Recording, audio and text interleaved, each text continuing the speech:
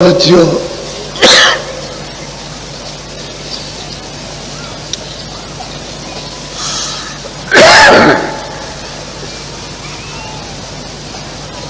और बच्चियों, जिस स्थान पर आप रह रहे हो यह स्थान काल का देश है, यानी मृत्यु लोक।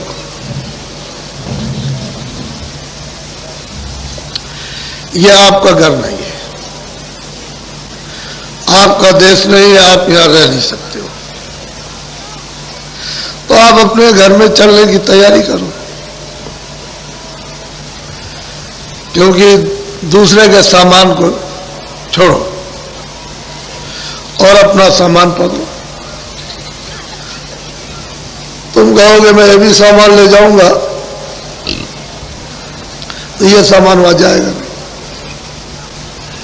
ये जो भी सामान है सब कूड़ा कचरा है, इसमें कुछ नहीं किया, सामान वहां है नहीं। तो दूसरे के सामान को फेंक दो और अपना सामान पकड़ लो, तब तो चल दोगे घर में। और अपना सामान छोड़ दिया, दूसरे का पकड़े हुए हो, तो हमारी दशा क्या हो रही है कि जब तोता पकड़ते हैं तो गिर्री होती है, गिर्री ऐसे उसको लगा देते, तो धीरे से उसको ले जाते हैं डाल के पास में, उसको पहुंचा दिया जहां तोता बैठता है। बस धीरे से उसने एक पैर उठाया और इस गिर्री को पकड़ लिया, बस वो झूल गया, एकदम लटक गया और गिर्री घूम गई। तो उसको क्या भ्रम होता है कि हमको पकड़ लिया। जो गिर्री घूम गई उसने नहीं पकड़ा, वो ऐसे आप पकड़े हुए अपने पंजे से ऐसे और छोड़ नहीं रहा। तो उसको भ्रम हो गया कि हमको पकड़ लिया इसने, तो धीरे से उतार के ले आएगा, तोता पकड़ लिया। जब बंदर को पकड़ते हो तो एक हांडी छोटे मुंह की, उसमें चने डाल दी और जमीन में गाड़ दी, एक रस्सी उधर बांध दी, एक इधर बांध दी, और उधर से बंदर आया, उसमें हाथ डाला, तो हाथ तो छोटा पतला, जब उसने डाल दिया तो चने पकड़ लिए, और बंदर को चने से बहुत मोह, ऐसे पकड़ लिया तो मुट्ठी फैल गई। अब वो क्या समझता है कि हमको इसने पकड़ लिया, इस हांडी ने हमको पकड़ लिया, तो चींची करता है। ठीक यही दशा अपने लोगों की है कि हमने अनजान में ये समझ लिया कि हमको इन्होंने पकड़ लिया। इन्होंने कुछ नहीं पकड़ा, आपने इनको पकड़ लिया, क्योंकि ये तो चीजें आपकी है नहीं। परदेश है, परदेश की चीजें, अपना देश होता, अपनी चीजें होती तब तो ठीक था, लेकिन पराये देश में आकर के पराई चीजों को पकड़ कर, और अब मतलब ये कि उसको झूल रहे हो और छोड़ नहीं रहे हो। तो महात्मा कहते हैं भाई ये तो परदेश है, अपना देश अपने देश में, चलो अपने घर में। उससे चलने के लिए तुम दरवाजे पर बैठे हुए हो, उसके साथ सामान को पटको और अपना साथ सामान पकड़ो, तो चल पड़ो घर की तरफ में। अब तुम ये छोड़ोगे नहीं तो उसका छेद तो बहुत छोटा है, सुई होती है उसके 1000 यानी छेद किए जाओ, उससे भी छोटा है, तो उसमें ये कैसे सूख जा सकता है? ये संसार सूप है, ये उसमें नहीं जाएगा। अगर बारीक हो जाओ तो चले जाओ छेद, तो सामान फेंक दो तो बारीक हो जाओगे, उसके छेद में चले जाओ, फिर निकल जाओ। तो जीवात्मा दोनों आंखों के मध्य भाग में बैठी है, ये मध्य भाग है, ये सेंटर है, ये दरमियान है, इसमें जीवात्मा बैठी, शरीर में नहीं है। ये नाक है, ये मुंह है, गला है, सीना, ये नाभि है, इंद्रिय द्वार, इधर कुछ नहीं, यहां से नीचे कुछ नहीं है। वो तो आकाश तो यहीं तक है। ये जो दो आंखों से देखते हो, जब आंख खोलते हो तो समझते हो ऊपर आकाश है, आंख बंद कर लो तो ये आकाश यही है बस। ये दोनों आंखें हैं, ये दोनों नीचे है, ये दोनों नीचे, दोनों नाक नीचे, इस आकाश के ऊपर में बैठी हुई है वो जीवात्मा, ऊपर है। उस जीवात्मा में एक आंख है और शरीर में 2 आंखें। उस जीवात्मा में एक नाक है, उस शरीर में 2 नाक। उस जीवात्मा में एक कान है, शरीर में 2 कान। तो कितने कान हुए? 3 कान हो गए। अब यह है कि 3 कान है, 3 आंख है, 3, ये तो मोटी चीज है। ये तो ऐसी पराविद्या थी सनातन कि सब लोग उसको जल्दी से, यानी जैसे ही जन्म लिया वैसे ही सीख लेते थे। अब इस पराविद्या को सिखाने के लिए कितनी मेहनत, क्यों ऐसी मेहनत पड़ती है कि जब आए थे पैदा हुए तुरंत, तो तुमने उस रामायण को नहीं सुना कि जब तुरंत अपनी विद्या को पकड़ लिए, देर नहीं लगी, जैसे ही बाहर मां के गर्भ से आए वैसे सामने उस विद्या को पकड़े हुए थे। तो कहते हैं कि भाई उस समय पर तो तुम्हारी उम्र लाख बरस की थी, इस शरीर की उम्र उस समय लाख बरस की थी। जब जीवात्मा लाई गई यहाँ और इस मनुष्य रूपी मंदिर में ये बैठाई गई, तो इसकी उम्र थी लाख बरस की। तो लाख बरस की बच्चा जब पैदा हुआ माँ के पेट से, तो जीवात्मा को जब 5वें महीना लगा तो जीवात्मा को यहाँ बैठा दिया, क्योंकि उसने पहले खोल बनाया। ये रचना का पूरा विवरण आपको तो पता नहीं, आपको तो मालूम नहीं, किसी से आपने सुना नहीं, समझा नहीं, कुछ देखा नहीं, कुछ किया नहीं, तो आपको क्या पता चलेगा। सही सच्ची बात है कि जीवात्मा किस तरह से है ये भी नहीं मालूम, और जीवात्मा है क्या ये भी आपको नहीं पता, और वो जीवात्मा कैसे जाएगी वो भी नहीं मालूम। तो सब भूल भाल करके तो सब खत्म है।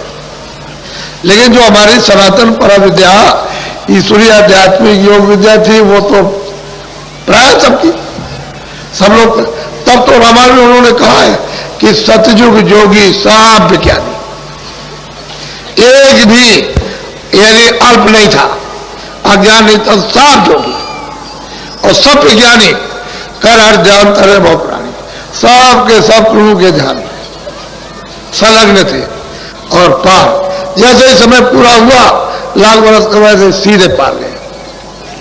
उसी को कहते हैं भवसागर नदी से पार जाओ। अब वो तो मतलब ये है कि जब उसके देश का विधान बन गया और आपको उसका अधिकार दे दिया कि देखो मेरे देश का ये विधान है, उसने बना दिया और तुमको मैं पूरा अधिकार देता हूं, तो विधान बना। ऐसे तो विधान बनाया नहीं।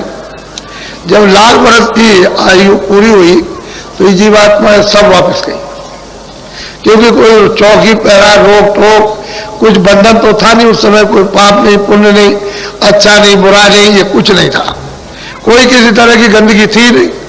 तो ये जीवात्मा लाख बरस पूरा क्यों वापस गई। तो इस तरह की अनगिनती खेपें यहां आकर के वापस चली गई। लेकिन जब देखा कि सभी चली जाएगी और यहां कुछ नहीं रहेगा, तब फिर उन्होंने ये बंधन लगाया। तो ऐसे बंधन लगा, बंधन लगाने में बहुत समय लगा। अपनी शक्तियां पैदा करेंगे, उनसे तपस्या कराएंगे, फिर उसको उनको अपना हुक्म देंगे, उसके बाद फिर वो मतलब विधान बनेगा, विधान बनाने के बाद फिर सुनाया जाएगा, सुनाने के बाद तब आपको अधिकार बताया जाएगा। तो समय लगा, बहुत समय, 20,000 बरस तो तप में लग गए। उसके बाद में उन्होंने हुक्म दिया तो फिर विधान बना। जब समाधि लगाई तो देववाणी हुई ईश्वर की कि हम जो बोल रहे हैं सो लिख दो। तो जो जो बोलते गए वो लिखते चले।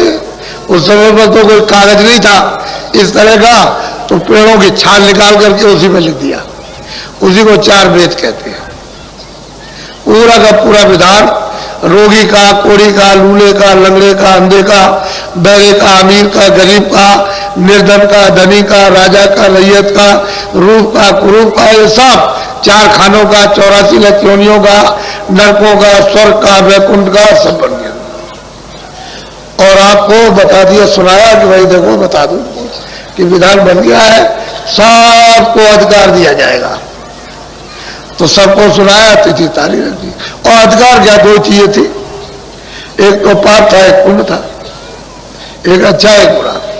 उन्होंने कहा देखो ये अच्छा है बुरा, तुम सच बोलो असच बोलो तुम्हारी मर्जी, आंखों से अच्छा देखो बुरा देखो तुम्हारी मर्जी, कान से अच्छा सुनो बुरा सुनो तुम्हारी मर्जी, बुद्धि से अच्छा विचार करो, बुरा करो तो तुम्हारी इच्छा की बात। हमारी तरफ से पाप पुण्य में कोई भी रोक टोक नहीं है कि ये मत करो ये करो, ना हम पुण्य में रोकेंगे ना पाप में रोकेंगे। तो आपको पूरा अधिकार मृतलोक में दे दिया। इतना अधिकार दिया ईश्वर के पास, यानी गांठ के पास, खुदा के पास भी अधिकार नहीं है जो आपको मृतलोक में उसने अधिकार दिया। अब इतना अधिकार दे दिया और आपको मतलब ये है कि दे करके तिथि तारीख रखकर जब निकल गई तो अब इस बात का है कि पहले तो पुण्य भी नहीं था, तो जब पुण्य नहीं था तो उसकी गंदगी क्यों जमा हो? तो पाप तो था ही नहीं, तो पुण्य भी नहीं था, तो पाप और पुण्य। अब यह है कि पुण्य है तो पुण्य की भी गंदगी जमा होगी, बोझा जमा होगा, तैयार होगा, और पाप का भी। तो कभी पाप कभी पुण्य, कभी पाप कभी पुण्य। पहले तो आप बुरा काम करते नहीं थे, सब अच्छे काम, कितने युगों तक अच्छा काम करते हैं, लेकिन सवाल इस बात का कि पुण्य का भी बोझा जमा हो गया, अब उसका भी फल आपको पाना। पहले ना पुण्य का था ना पाप का था। फिर कभी आपसे बन गया अधिकार, आपको मिला तो आपने कभी एक झूठ बोल दिया, कभी दो झूठ बोल दिए, कभी चार, फिर झूठ बोल दिया, कभी धोखा दे दिया, कभी बेईमानी कर ली, ऐसे कभी कभी, तो वो भी जमा हो गया। ऐसे जमा होते जब आपकी लाख बरस की उम्र है तो उसमें पता नहीं क्या क्या हो जाएगा। तो ये पाप पुण्य सब मिश्रित हो गए तो बोझा। लेकिन जब तुम्हारे ऊपर कोई बोझा नहीं था, पाप पुण्य का कोई विधान नहीं था, पूरी स्वतंत्रता थी, स्वाधीनता थी कि जब चाहो उसके पास जाओ, जब चाहो लौट आओ, दिन में 100 बार जाओ, 100 बार लौट आइए उसके पास। लेकिन जब यह अधिकार दे दिया तो रोक टोक क्यों हुई कि ये पाप पुण्य, ये अच्छा ये बुरा, अच्छा बुरा, भाई यही से बंधन पड़ेगा। तो बंधन पढ़ते पढ़ते पढ़ते पढ़ते तो आंख खुली थी, कान खुले थे, देववाणी सुनते थे, सब लोग सुनते थे, आंख खुली थी, यानी तीसरी आंख, तीसरा नेत्र सबका खुला था। कोई ऐसा नहीं था जिसका बच्चे बच्चे का खुला ना हो, सब आते जाते थे। यहाँ से स्वर्ग भी देखो, वैकुंठ भी देखो, इसको ईश्वर को भी देखो, पार ब्रह्म भी देखो, और मतलब यह है कि ऊपर चले जाओ।